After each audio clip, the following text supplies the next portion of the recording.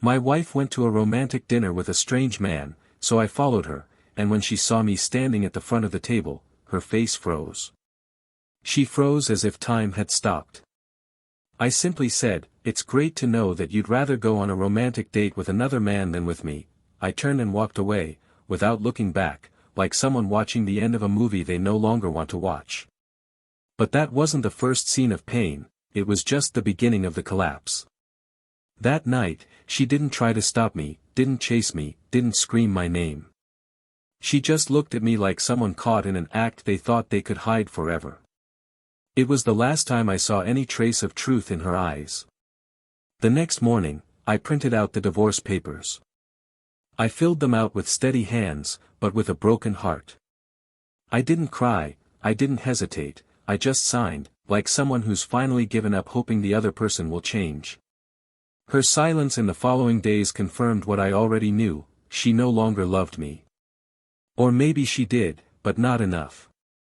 When she received the papers, she didn't call me, didn't show up at the door, didn't make a scene. She just signed. The coldness with which she sealed the end of our story hurt me more than the betrayal. There was no fight, only surrender. As if the love we shared didn't carry enough weight to be remembered, to be defended, to be saved. But time passed. For me, it passed like a storm. For her, like a mirage slowly disappearing in the desert of her own choices. I continued my life in pain, but I continued. Because even the deepest wounds heal when we stop picking at them. And even bleeding inside, I forged new paths. I remained silent when I wanted to scream, I smiled when I wanted to disappear. And it was in this silence that I rediscovered something I no longer expected: peace. She, on the other hand, began to seek in other arms what she once had in mine. She tried to fill the void she herself created. She met other men. She smiled, she was enchanted, she became involved. But none of them were like me. None of them knew her in silence. None of them had been by her side in the early mornings when she trembled with fear of the future. None of them held her hand when she collapsed on the bathroom floor after losing a baby. None of them knew the invisible scars she had carried on her back since adolescence. None of them had been her home. She believed that first man, the one she chose to betray our marriage, would be her new beginning. But he disappeared. Disappeared after a few weeks. Because men like that don't build, they just occupy empty spaces until they tire. And then others came. And more. And the more she searched, the emptier she became. Because it wasn't love she was looking for, it was relief. And relief doesn't last. Years later, she came to me. Her eyes wet, her body trembling, and her voice I no longer recognized. She said she regretted it. That she finally understood. That no one had ever loved her like I did. That no one had ever respected her like I did. That only when she lost me did she realize that what we had was what everyone seeks, but few find. That the love she so desperately sought in others had been with her all along. But it was too late. Because while she was exploring possibilities, I was rebuilding my life. While she was drowning in doubts, I was emerging with certainties. While she was searching for hands to hold, someone was already holding mine. "I'm sorry," she said, her voice breaking. "I forgave you the day you signed the divorce without fighting for us," I replied. "But, do you still love me?" "No," and then he smiled, not arrogantly, but with relief. "But I thank you for teaching me what it means to truly love, even if it meant leaving me." She broke down before me. Not like someone who lost a man, but like someone who understood they'd lost the only person willing to love every version of themselves, even the worst. And in that moment, she felt the true weight of betrayal. Because cheating isn't just sleeping with someone else. It's tearing apart a story. It's spitting on memories. It's giving up someone who chose you every day, even in silence. And when she saw the sparkle in my eyes, that sparkle that was once hers alone, she understood it now shone for someone else. And there, in that cold, silent room, she finally understood she'd thrown away the love of her life for a night that meant nothing. But what she didn't know, was what I discovered that very night I followed her to the restaurant. Something that would forever change the way I viewed everything we lived. A revelation that made me see that her betrayal was just the tip of the iceberg. And that perhaps I had never met the real woman who slept beside me every night. Welcome to the channel. Here, we do not support any kind of betrayal, on the contrary, we show how it is capable of destroy lives, families and hearts. The stories you will hear are fiction, but they carry deep emotional truths. The objective is clear: expose the real consequences of infidelity and leave a mark on whoever listens. Get ready now for a story shocking, intense and unforgettable. Buckle up, the truth hurts. Her name was Helena, his was Daniel. A couple many regarded as a model of stability, partnership, and complicity. They had been together for 10 years and married for 7. They lived in a simple yet charming house, with large windows that let in light and illuminate the paintings Helena herself painted, scattered across the walls like fragments of her feelings and her dreams. She was a literature teacher and fell in love every day with the words she taught her students, while he, a civil engineer, spent his days amid spreadsheets, calculations, and construction sites, carrying out a routine that, though exhausting, gave him a certain pride in being the financial foundation of the household. They shared bills, shared silent breakfasts during the week, and shared dinners on Sundays, when time finally seemed to slow down and they could look at each other with the calm that daily life so often stole. Helena was an introspective woman, full of quiet observations. She was the kind of person who preferred writing to speaking, who kept her sorrows in diaries and celebrated small joys with discreet smiles. Daniel, on the other hand, was more direct, practical, often colder than he'd like to be. He had a good heart, but failed to express his emotions. He was one of those who believed that love meant caring, providing, being present, even if silently. He never quite knew how to deal with Helena's feelings, but he always respected her. And that, for a long time, was enough. They hadn't had children, a mutual decision early in their marriage, but lately the topic had been coming up again in random conversations, as if something inside them had begun to shift over time. Helena, more than Daniel, was beginning to feel empty. Not because she wanted to be a mother, but because she realized the house was full of routines and almost empty of purpose.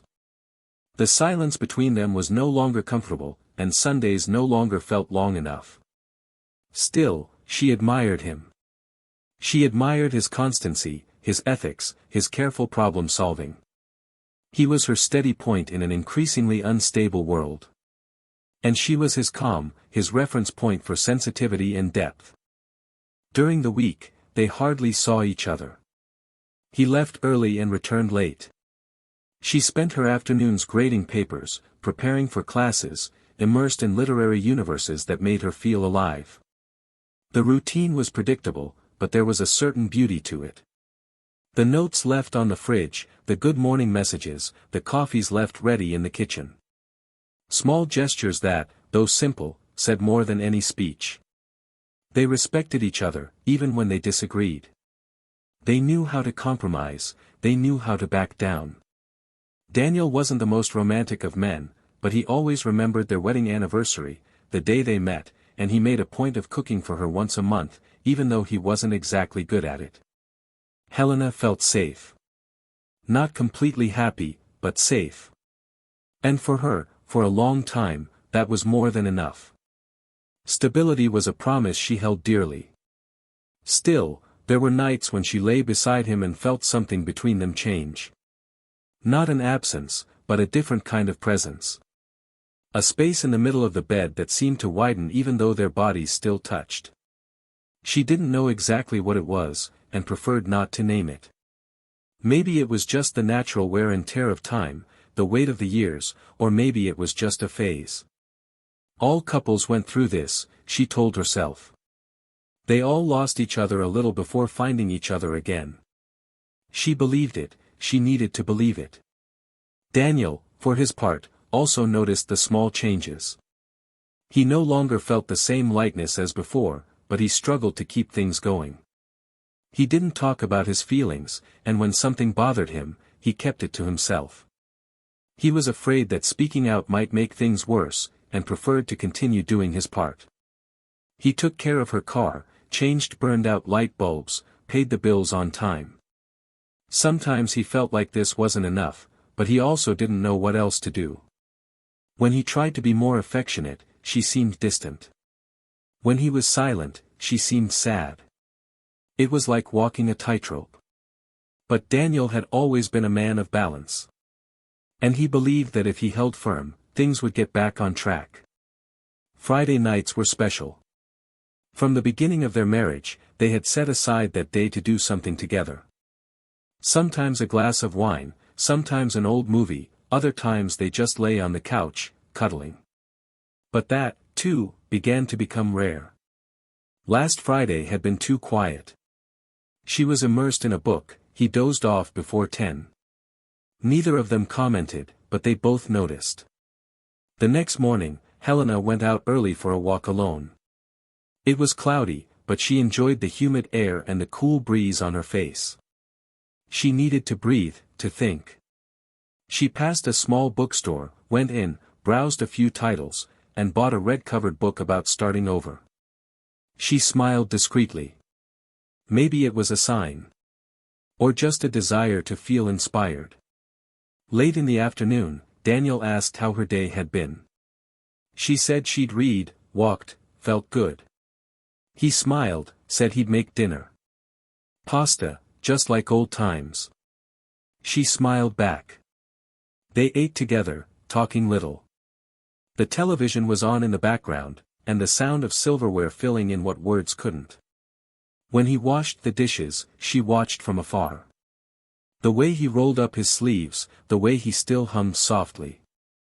For a moment, Helena felt a nearly forgotten tenderness. She thought about approaching, hugging him from behind, telling him she loved him. But she stood still, motionless, as if afraid to break the moment. By the time he finished, she had already gone upstairs to her room. Despite the emotional distance that was beginning to emerge, they still admired each other. There was respect, there was care. But something was missing that neither of them knew exactly how to recapture. The spontaneity of the early years, the excitement of self-discovery, the shared plans. Now, their dreams were silent and solitary. She thought about traveling alone, about taking a course abroad. He dreamed of buying a farm in the countryside, planting some trees, living in greater peace.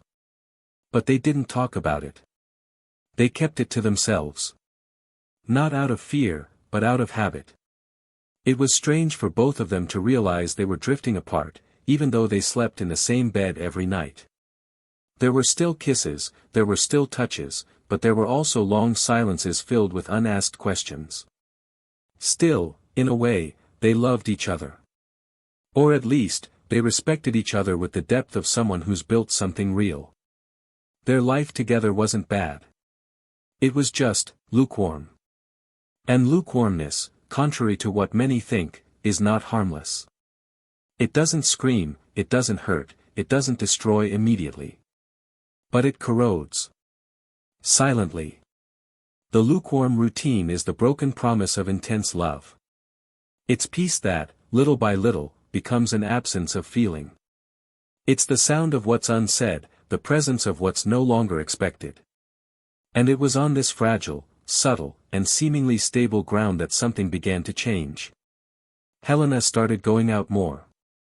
She wanted to occupy her mind, see new things, breathe fresh air. He signed up for a creative writing workshop. She met new people, laughed at different jokes, heard stories that reminded her of herself. Daniel, on the other hand, immersed himself in his work. He took on more projects, then returned later. Perhaps, unconsciously, he was distancing himself to avoid feeling what he didn't want to face. But even with the changes, they both continued to make an effort. They still exchanged messages throughout the day, still asked if the other had eaten, if everything was okay. They were two beings trying to keep alive something they no longer knew how to feed. And at that point in their relationship, that was all that remained, effort. The love was still there, but dormant. Like an old song you hear from afar and can't sing, but recognize. And they, even from a distance, continued dancing in silence. Until the silence began to speak too loudly. Until eyes began to avoid. Until the inevitable, without warning, began to approach. Because every love story has a moment when you have to choose, fight or let go. But what happens when you don't realize that the choice has already been made, by default? And it is from there, from that exact point between calm and the abyss, that everything would begin to change. The following weeks seemed slippery. Time flew by, but something in the atmosphere between Helena and Daniel grew denser, more charged. There was a new weight in their gazes, an ever-increasing gap between touches, and an excessive courtesy that had previously been absent. Small changes infiltrated daily life without fanfare, but with the quiet force of things that gradually transform into abysses. Helena began going out more often, extending herself beyond her usual after school or at cultural gatherings she had previously avoided. When she arrived home, her tone was light, almost too sweet for someone coming from a long day, and Daniel, busy with his projects and silences, accepted it without question. Not out of disinterest, but out of a strange mix of old trust and the unconscious fear of knowing what he might not be able to bear. Friday night ceased to exist as moments for two. An invitation from colleagues to a soirée, a book club meeting, a dinner with new friends from the workshop. Helena was blossoming in a new, more colorful universe than the one she shared with Daniel. Her eyes sparkled when she spoke of topics unfamiliar to him, her expressions filled with enthusiasm when she described characters from a newly discovered novel. Daniel, for his part, remained silent. He observed. He kept the lightness with which she seemed to be living in a hidden place somewhere in his heart. And while he was proud of the woman he saw before him, he began to feel that she was no longer entirely his. He tried to stay present, contributing details, asking questions, showing curiosity. But he always seemed a step behind what she was willing to share. It was as if Helena only spoke to him until page 2, the rest of the story hidden behind evasive smiles. Daniel wasn't a suspicious man by nature, but he began to notice her glances at her phone, the silences between one notification and the next, the way she kept the device face down when they sat together.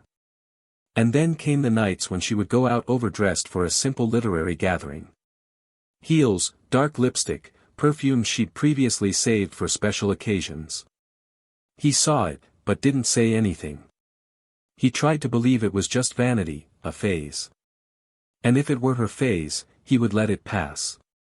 It was always like that. He gave in, she blossomed.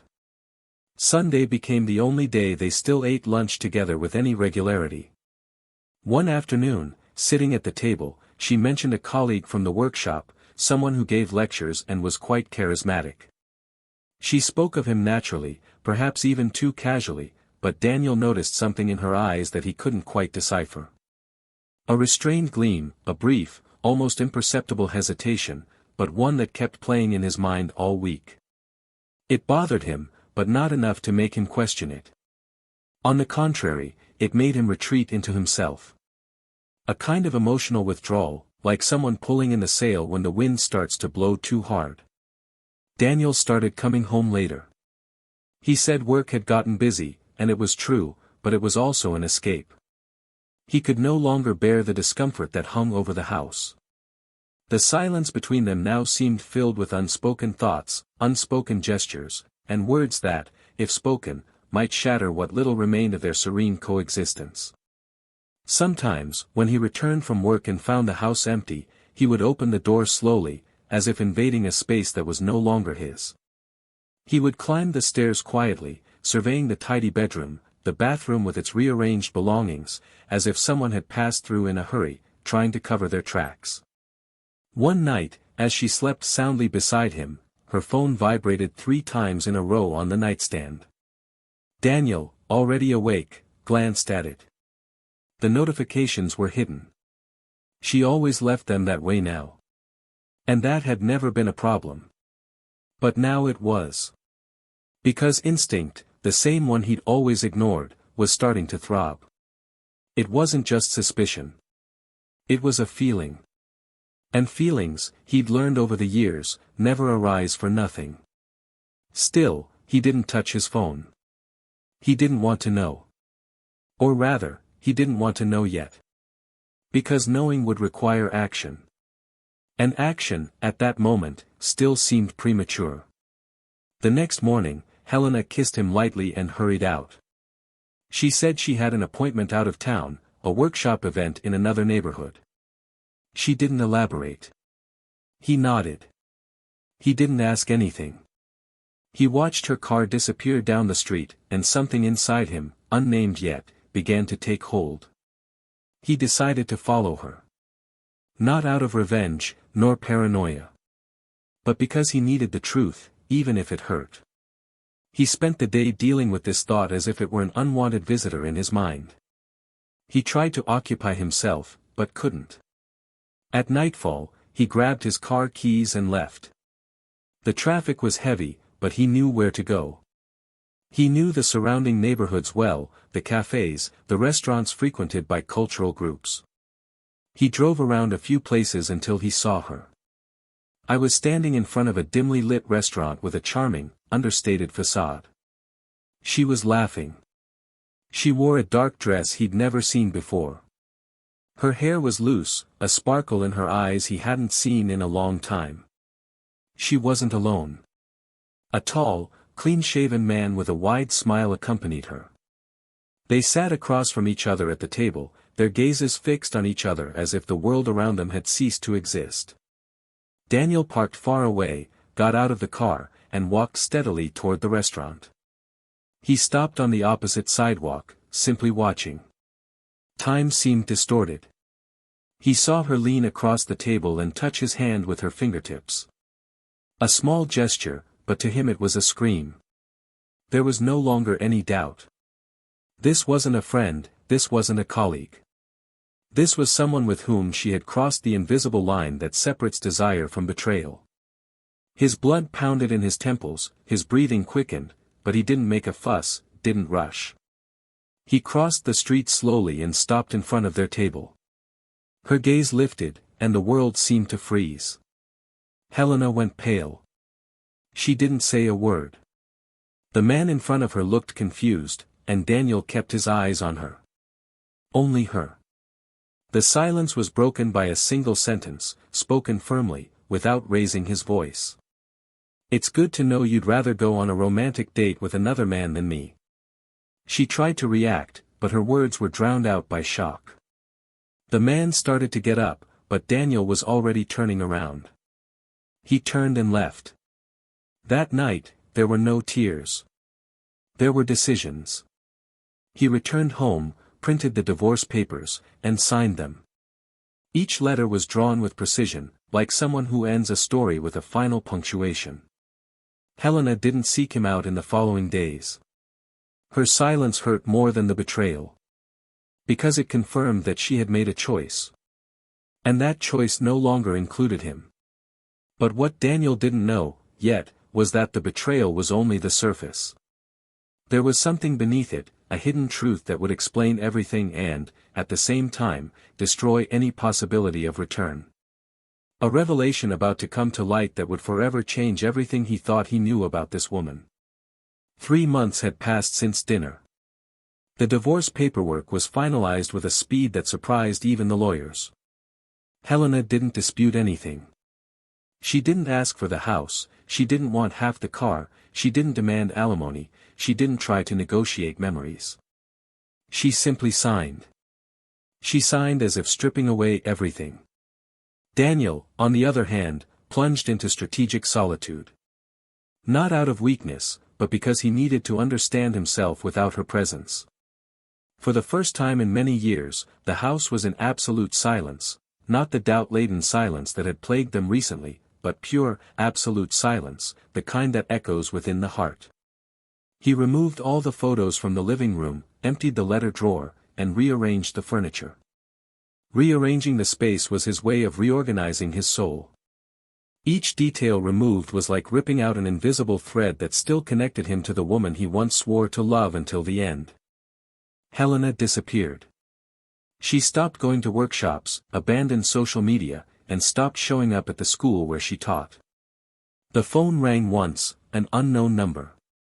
Daniel answered, fell silent for 3 seconds as he heard the breathing on the other end, and then hung up. He knew it was her.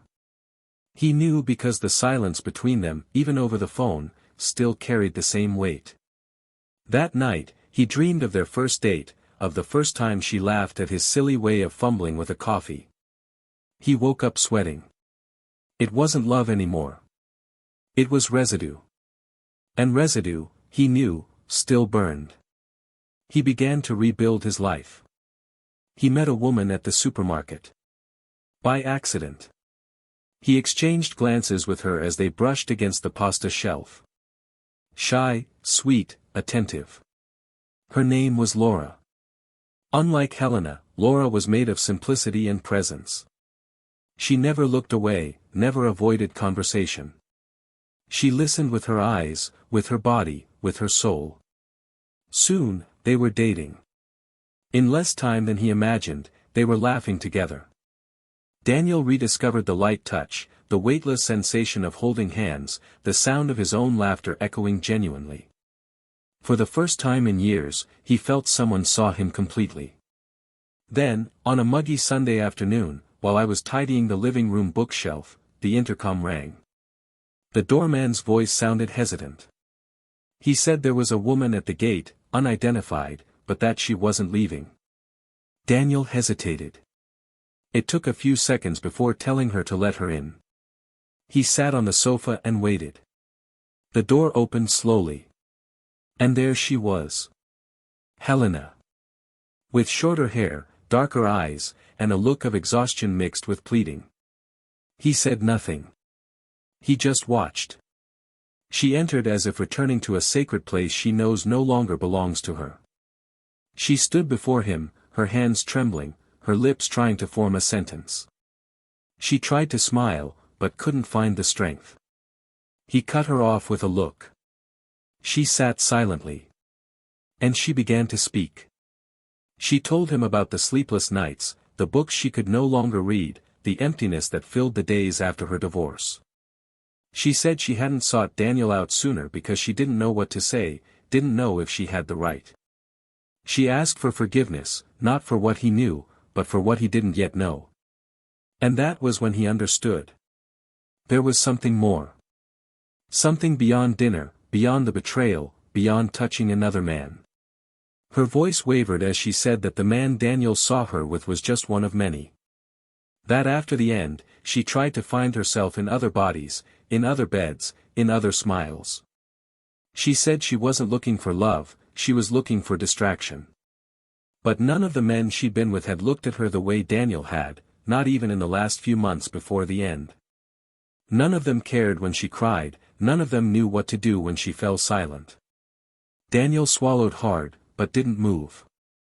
The anger he'd once felt now gave way to a strange compassion, not for her, but for everything she destroyed by not knowing who she was.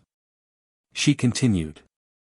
She told him that one of the men she'd met, the one he'd seen at the restaurant, had disappeared after a few weeks. He'd promised affection, attention, and adventures, but he'd treated her as something replaceable. He'd said she was too beautiful to be tied down to a marriage. That she deserved something freer, more exciting. And when Helena, after her divorce, tried to find him again to perhaps try something more serious, he blocked her. All contacts. All social media. He disappeared. It was there, in that unannounced silence, that she understood what she'd lost. It wasn't just Daniel. He was the only man who had truly given himself completely. And she destroyed that for a momentary pleasure. For an illusion. For the cheap words of a man who used her. Daniel listened silently, his face impassive. When she finished, he waited for an answer, any answer. But he just stood. He walked to the window, looked out at the horizon, and said he hoped she could find herself again. He said he no longer hated her, but that he also no longer recognized her. He said the man she once knew, the one waiting for her with flowers in his hand, died the moment she decided to walk out the door and not look back. She cried. She tried to touch him, but he recoiled. Silence fell. A new silence, not the same as in the old days, but one that sealed the definitive end. She walked to the door. Before leaving, she looked at him one last time. And it was there, in that look, that Daniel saw true regret. Not the regret of someone who wants to return. But the regret of someone who knows they can't. And then she left. And he remained. Firm, sober, free. And finally at peace. Days after Helena's visit, Daniel decided to travel. He didn't tell anyone, didn't share photos, didn't make any plans in advance. She simply felt she needed distance, not from her, but from everything that reminded her of him. He set out with a backpack, traversed unfamiliar roads, and stayed in a secluded cabin in the countryside, surrounded by mountains, ancient trees, and the constant sound of a stream running behind the porch. The silence there was different from the house where he lived with Helena. There, the silence wasn't suffocating. It was serene, deep, almost healing. He spent the first few days simply sleeping, walking, and writing down random thoughts in an old notebook he found in his suitcase. He was in no rush to return. He had no need to be found. On the night that would have been a month since their last conversation, he sat by a campfire, watching the flames consume the pieces of wood, as if they were also burning the final remnants of their old relationship. His phone vibrated. A message. It was from Laura. She wanted to know if he was okay, if he needed anything. He smiled as he read it, not out of desire, but out of gratitude. Laura had been a light in the midst of chaos, but he wasn't ready to surrender his soul yet again. He responded carefully, thanked her, and said he would be back soon. But he made no promises. Meanwhile, Helena was living the other side of the story. After leaving Daniel's apartment that day, she began wandering the streets aimlessly. She revisited places they'd frequented together, sat alone on the park bench where he proposed, walked to the cinema where they'd seen her favorite movie, the one he hated but watched just to see her smile. The streets were cold now. Every corner was a memory. And every memory was a stab wound. She tried to start over, tried to return to her professional life, but she could no longer hold her gaze firmly in front of the students. Words fled. Ideas evaporated. The spark, once her strongest characteristic, was now dimmed. One autumn afternoon, she decided to see a therapist. She needed help understanding what she had done, why she had sabotaged herself in that way. For the first time, she admitted out loud that she had betrayed the most solid love she had ever known out of a desire to be noticed, to be validated, to feel alive. Not because he treated her badly, not because the marriage was toxic, but because at some point, she had lost herself. And when she felt lost, she sought confirmation in other eyes that she still existed. The betrayal was a symptom, not the problem. But still, a choice. And choices have consequences. Helena finally understood that no one had forced her to walk out the door. No one had pushed her toward someone else. She went. And she went alone. A month later, Daniel returned. The city seemed smaller, but less suffocating. He passed the street where he lived with Helena and sped up the car. He stopped in front of the building where he now lived. There were flowers at the entrance. Laura had left them. A discreet card, with few words. He didn't go upstairs immediately. He walked to the nearby gazebo, the one he went to when he needed to think. There, he took a deep breath. He looked at the sky. And for the first time in a long time, he didn't think about her. He thought about himself. About what he wanted from then on. About how he wanted to be loved. About how he wanted to love. That night, he went out with Laura. They went to a new, modern, intimate restaurant. They laughed. They talked about childhood, silly fears, dreams that seemed distant. Laura looked at him curiously, but unhurriedly. She respected his time. When he held her hand for the first time, he felt something had changed. It was no longer Helena who occupied that invisible space between him and the world. It was himself. For the first time, he was fully there. Seated, present, willing to be seen. Laura noticed. And just smiled. Meanwhile, Helena received a message. An old number. The man from the restaurant, the one who disappeared, had written again. He said he missed her. That he thought about seeing her again. She read the message like someone observing a ghost. She didn't reply. But her stomach churned. Something inside her wanted to scream, to hit, to demand payment. But she knew. She knew that man was never to blame. She was the one who allowed him to exist in a story that should have been just hers and Daniel's. She deleted the message, blocked the number. She cried silently. But it was a different kind of cry. A cry of closure. In the following days, she wrote a letter. Long, honest, raw. Not to try to get back together. But to close the cycle. In the letter, she said everything she hadn't had the courage to say in person. She talked about the therapy sessions, about what she'd learned about herself, about how she'd finally understood that loving someone is much more than feeling, it's about choosing. And that, unfortunately, she'd chosen too late. She apologized not for what she lost, but for what Daniel had to become to survive the pain she'd caused. She said that wherever he was, she hoped he'd found peace. And she mailed the letter. Without waiting for a reply. Daniel read the letter one Saturday, sitting on the sofa in his new living room, with the music low and a half-finished glass of wine. You read it to the end. You sighed. And cried. Not out of sadness. But out of relief. Because now everything made sense. Because now I could move on without any unfinished business. He stood, walked to the balcony, and looked out at the city lights. Helena was no longer a burden.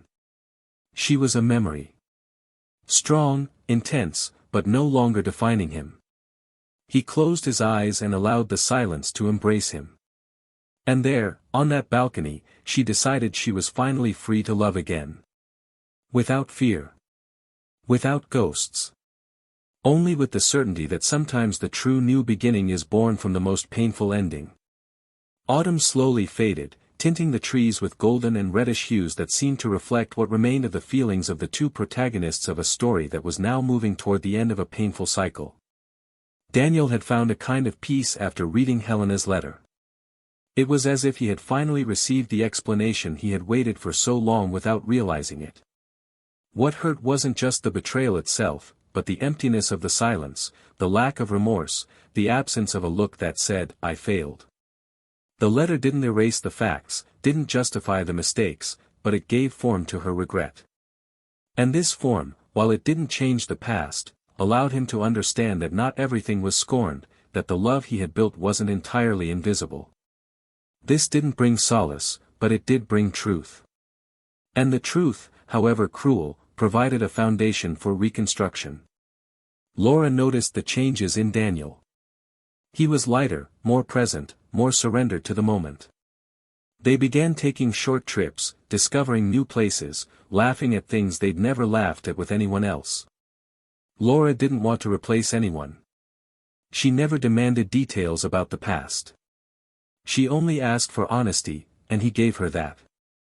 He talked about his fears, about how he still struggled with the insecurity of being abandoned, about how he sometimes found himself doubting his own ability to be loved without being betrayed. She listened to everything without interrupting, without trying to correct. She knew that loving someone who was hurt was like dealing with broken pieces, it took gentleness, but also firmness for a new vessel to form. Little by little, he began to trust. And trust was the true rebirth. Helena, for her part, still felt the weight of what she had done. Time didn't soften her guilt, it only reorganized the spaces within her so she could keep breathing.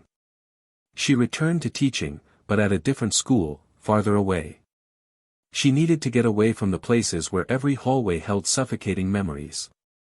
She began attending meetings with women who, like her, were relearning how to rebuild their self-esteem after decisions that destroyed their lives. For the first time, she heard stories similar to her own, and it made her understand that her mistake, however grave, was part of a deeper emotional chain. She wasn't a victim, she knew that, but she wasn't a villain either. She was a woman who, because she couldn't understand herself, made choices that hurt the person who loved her most. And now, she was on a mission to become a better person, not to return to the past, but to avoid repeating the same future with someone else. One afternoon, over coffee, a friend asked if she still thought about Daniel. Helena looked out the window, saw the hustle and bustle of the street, and replied that she thought about him every day, but not with pain. She thought about him with respect, with longing for what they had shared, but above all with the knowledge that he now belonged on a different path. She said that if she could go back in time, she wouldn't change history to have him back, but to deserve him while she still had him. That phrase lingered in the air, like a silent sentence that would accompany her for the rest of her life. Daniel was invited to give a talk at the convention center. It would be a presentation on project management and leadership. He accepted. He needed to continue to expose himself, returning to public life, occupying the spaces he had previously avoided for fear of encountering echoes of the past. At the end of the presentation, he received many greetings, cards, and smiles. Laura was waiting for him at the exit with a discreet hug and a kiss on the cheek. He looked at her affectionately, and in that look there was more than affection, there was a choice being made every day. The love there was neither impulsive nor dramatic. It was built with slow, silent, but firm bricks. In an almost cruel coincidence, Helena was also at that convention center, attending an educational event in the auditorium next door. As she left to get a coffee, she saw him. First from behind. Then in profile. It was him. The broad shoulders, the serious posture, the way he touched his face when he thought. But now he was with another woman at his side. And the way she looked at him. Helena recognized it immediately. It was the same look she'd once had. And wasted. She stood there, motionless, as if the ground beneath her feet had turned to glass. Not out of jealousy, but because she understood that chapter had ended without an epilogue. He didn't see her. She took a step back and left unnoticed. That was how it had to be. In the days that followed, the image of that silent encounter wouldn't leave her mind. He considered writing again, but knew there were no more letters being sent. He considered trying to reunite, but realized he no longer fit in that space. The greatest proof of love I could give now was to leave him alone. And that was the hardest lesson, that love also means accepting that the other person is happy without us. Helena continued therapy, began writing chronicles about human mistakes, about new beginnings, about the pain of being the one who destroys rather than the one being destroyed. Her texts began to be read and shared. She received messages from people saying they saw themselves there. And that, somehow, brought comfort. Daniel began to live a simpler life. He reduced his workload, bought a bicycle, and returned to painting as he had in his youth. He and Laura took a long trip together. During their time away, he realized something new was blossoming within him. A kind of love that was unhurried, unidealized. A love that didn't require healing, but offered welcome. On the last night of the trip, as they dined by the sea, she held his hand and said that if he ever wanted to give it a real try, she was ready. Daniel didn't respond immediately. He just looked at her, as if seeing a new door opening. Meanwhile, Helena was invited to publish a book of her chronicles. It was a small publisher, but it was real. She smiled as she signed the contract. It wasn't the life she dreamed of, but it was a life with purpose. And that, for someone who had lost everything, was already a lot. She understood that she could be useful. That she could transform her pain into something that touched others. And there, between the words, she too found healing. The choices of the past could no longer be erased. But the decisions of the present shaped a more conscious future. Neither wanted to go back in time. Both learned, each in their own way, that certain losses save us from ourselves. And that love, when betrayed, does not die. It merely changes form, hides in other places, appears in new faces. But it is only truly reborn when it is respected. And it was on this path, between losses and discoveries, that their story continued toward the end that was yet to come. In early spring, Daniel decided to accept an invitation to teach a workshop in another town, a small, more rural place, where life seemed to move at a different pace, slower, less demanding, almost therapeutic. It was an opportunity to escape an environment that still carried echoes of the past, but above all, it was a chance to breathe new air without having to justify himself, without having to be the man who overcame a betrayal or rebuilt a life. There, he could just be himself. Laura supported him without hesitation, even if it meant a few days without seeing each other. Between them, there was a silent agreement: the space was healthy, the distance, sometimes, necessary. They didn't demand, they just cared. And caring, at that stage of life, was a stronger verb than loving. The city he traveled to was surrounded by valleys and trails, the low buildings giving way to narrow streets and a sense of time slowing down. Daniel arrived on a mild late afternoon, checked into a simple but cozy inn, and upon opening the bedroom window, was greeted by the sound of birds and the smell of wet earth. It was exactly the setting I needed to recalibrate my soul. During his time there, he not only taught the workshop with excellence, but also met new people, heard stories, and realized how universal pain and resilience are. Different people, with different lives, yet marked by the same falls and the same new beginnings. One night, after the last class, he was invited to an informal dinner by some of the participants. He accepted. They sat in a small restaurant with warm lighting and homemade wine. Between light conversations and occasional laughter, one of the students, a woman named Clara, told her story of divorce, betrayal, and rebuilding.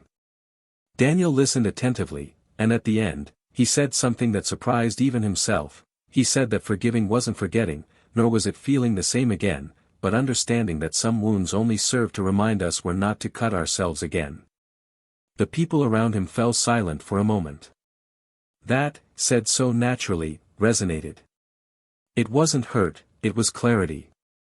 Upon returning from the trip, Laura greeted him with a long hug and a leisurely kiss. He brought her a handmade notebook, and inside he wrote the first sentence: "What heals us is not time, but what we decide to do with it."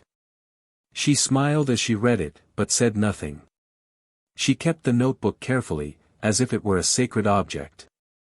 That night, they cooked together, danced in the middle of the living room, and slept in each other's arms. Nothing extraordinary, but enough to be memorable. Meanwhile, Helena was launching her first book. The event was small, held in a neighborhood bookstore, but the crowd was genuine. Some readers came simply to thank her for the articles she'd posted on social media that had helped them through difficult times. A widower congratulated her on turning guilt into hope, and a young woman hugged her, saying her story had helped her refrain from making a mistake that would likely have destroyed her relationship. Helena smiled, emotional but knowing. The pain that had consumed her for so long was now transforming into healing for others. Still, there were nights when she dreamed of Daniel. Not the recent Daniel, but the one from before, the man from her early years, with eyes full of hope. She woke with tears in her eyes, but there was no longer despair. Only longing for the good times. A few weeks later, the unexpected happened. Laura received a job offer abroad. A large project involving education and social impact. She would be away for a year. When she told Daniel, there was hesitation in her eyes. She was afraid that the distance would shatter what they were building. Daniel listened attentively, asked for details, and wanted to understand her feelings about the proposal. When she finished, he held her hands and said he no longer wanted to be an anchor in someone's life. If she felt this was the path, she should go. She tried to protest, but he cut her off with a serene smile and said she had been by his side when he was nothing but a broken man. And now, if he was whole, part of that was hers. Laura cried, but she went. And he stayed. During the months they were apart, they exchanged letters. Not digital messages, but handwritten ones. Like a pact of slowness in a fast-paced world. They wrote about their daily lives, about books read, movies watched, but also about fears, anxieties, small details lost in quick conversations. Physical absence brought them closer in a different way. They didn't need constant presence, because they had built something that didn't depend solely on proximity. Helena learned of Laura's departure from a mutual acquaintance. She wasn't happy, nor sad. She simply thought that perhaps this was the space fate had opened for her to get closer again. But she didn't try. Instead, she continued writing, giving lectures on emotional reconstruction, and being invited to conversation circles where women shared stories that mirrored her own. One day, at the end of one of these conversations, an older woman approached and said she had betrayed her husband 30 years ago, that she had never been able to love another man the same way again, and that he was now in a different family, with children who called her aunt. Helena was speechless. That story was an extension of her own, only with more time. She realized then that time doesn't heal everything. It heals what is cared for. What is ignored only turns to stone. On a rainy afternoon, Daniel received a final letter from Laura. In it, she said she was being invited to extend the project for another 2 years and wanted to know if he would be willing to spend that time with her, perhaps moving there or finding a new way to live together. She didn't ask for an immediate answer. She simply said that if he said yes, she would know the love they'd built had roots strong enough to withstand distance and change. Daniel read the letter 3 times before responding. And the 3rd time, he cried. Because he realized he had finally found a mature love. A love that didn't require sacrifice, but decision. He then wrote back, saying the answer would come soon, but first he needed to resolve something within himself. In the following days, he reached out to Helena. Not to get back together, not to confront. But to get closure. He sent a message asking them to meet. She accepted. They sat in a simple cafe, unpretentious. The reunion was calm. Their eyes were different, softer. Daniel thanked her for the letter, said it was important, and told her about Laura, about the invitation, about his doubts. Helena listened attentively, without interrupting. When he finished, she took a deep breath and said that if he loved that woman, he should go. That she didn't need permission, nor guarantees. She just needed to understand that when you truly love someone, fear can't drive your decisions. Daniel said goodbye with a long hug. In that moment, they both knew this was the real goodbye. No pain, no sorrow, just the closure of a story that had already run its course. Upon returning home, Daniel sat at the table, grabbed a pen and paper, and wrote Laura a reply. It was a simple letter. It simply said, "Yes. I'm going." And with that, a new page began to be written. A page where ghosts no longer had room, where love no longer needed to be proven, only lived. A page where, finally, the past ceased to be a prison and became mere memory. And life, indeed, became present again. Laura returned to the country months later, not to stay, but to fetch Daniel. She had arranged everything, from the visa to the apartment where they would live together. It was discreet, welcoming, with a balcony illuminated by the morning sun and enough space for the two of them to calmly build a new life. When he saw her in the airport lobby, he didn't run, didn't rush, just walked toward her with firm steps and calm eyes, as if he knew exactly where he should be. The embrace was lingering, but different from the previous ones. There was no rush, no urgency, no fear of loss. It was a mature, silently profound reunion between two hearts that knew how to wait, respect, and build. In the days that followed, they organized everything together and left without public goodbyes, leaving only discreet notes for their closest friends. Daniel left as a whole man, but above all, clean of his past. He carried no guilt, nor did he carry the weight of the betrayal that destroyed him. He knew, with the clarity of someone who has lived through emotional grief to the end, that loving is not trying to erase what was, but choosing every day what can still be. On the other side, Helena continued her journey on a lonely, but not empty, path. The launch of her second book had a greater reach than her first, now published by a more influential publisher. She gained recognition in literary circles and was invited to a television program to talk about overcoming obstacles and starting over. Her story was well known, but not everyone knew the details. Some saw her as an example of a resilient woman, others as a symbol of redemption. But inside her, the truth was less romanticized. Every day, she faced her reflection in the mirror with a mixture of respect and shame. Respect for not having sunk, for having transformed her pain into something productive. Shame because she knew all of this could have been avoided if, back then, she had looked Daniel in the eye and told him she was lost. Instead, she lied, betrayed, and gave her body and soul to a stranger who didn't stay. Life continued to take its toll on her subtly. She was never able to fall in love with the same force again. The relationships she had after Daniel were shallow, fleeting emotional moments that would linger for a while and then depart. She had learned to live with that. It was the price of the choice she made. In an interview, she was asked if she believed in second chances. She replied yes, but that life doesn't always offer them, but rather we need to rebuild ourselves enough to deserve them. And that some second chances don't involve the same characters. Sometimes, a second chance is simply living better with oneself, knowing that, for certain mistakes, forgiveness must come from within, because nothing else is expected from the outside. Leaving the studio, she passed a bookstore where she saw a photo of herself displayed next to her new book. She smiled, but not vainly. It was a smile that mixed gratitude and melancholy, like someone who understands that the world's recognition doesn't erase the internal holes that certain regrets leave. Daniel and Laura adapted well to their new routine abroad. He began teaching at a university, and in his free time, he returned to painting regularly. He exhibited his work for the first time at a local gallery. Laura, involved in her social project, kept a busy schedule, but always returned home before sunset, when he had already prepared dinner, put on a record, and left the balcony ready for another casual conversation. Life there was full of simplicity, but the kind that fills the heart so deeply that any past seems distant. They didn't talk about their experiences before they met, not out of fear, but out of wisdom. What united them was the present. And it was the present that mattered. One rainy morning, Helena received a letter.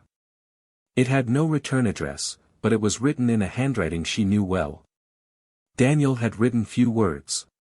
He simply said he hoped she was well, that her book had touched him, and that he hoped that, at some point, she would find within herself the same kind of peace he had found outside. Helena cried as she read it, but then smiled. Not because there was hope of a return, she knew that chapter was closed forever, but because there was dignity in closure. That letter was the closure she needed, not in their story, but in the guilt that still haunted her. She tucked the envelope between the pages of her first book, as a reminder that there are pains that become books, letters that become healing, and silences that end internal wars. Years passed. Daniel and Laura built a peaceful family. They didn't have children of their own, but together they created a shelter for at-risk orphan children. They gave them what they perhaps didn't receive when they needed it most, emotional stability. In an international interview, he was asked how he had dealt with the pain of a betrayed love. He replied that the secret wasn't in forgetting, but in stopping seeking emotional justice where there were only fragments. That those who hurt us aren't always cruel, sometimes they're just lost. But understanding this doesn't oblige anyone to continue allowing the same cut. The audience applauded, but he didn't feel like a hero. Just someone who survived. Helena, now with her own independent publishing house, became a mentor to other women. She continued writing, but her stories were now more fiction than autobiography. Occasionally, she would hear someone mention Daniel in a professional context, and in those moments, she would smile serenely. She knew he had, indeed, been the love of her life. But a love that doesn't last, dies. And she killed him. And no matter how much she did afterward to rebuild herself, that truth would stay with her until the end. If you've listened to this story so far, leave your thoughts on what happened to each character in the comments. Do you believe the betrayal destroyed what could have been a lifelong love? What ending would you have given each of them? I'd love to hear your thoughts. Also, be sure to subscribe to the channel, activate the bell, and follow more stories like this, always with intense, realistic, and emotionally charged scripts. Here, our mission is clear: to show that betrayal is never worth it. It not only breaks the bond between two people, but also rips away the identity of those loved, destroys families, erases beautiful stories, and often generates regrets that no reconciliation can erase. This channel does not support any type of betrayal. The stories told here are fictional, but the feelings are real, and the lesson remains: when you choose to betray someone who loves you, you are not only losing the person, but also losing the best of yourself. Think carefully before taking any action you know you can't undo later. Thanks for listening so far. See you in the next story.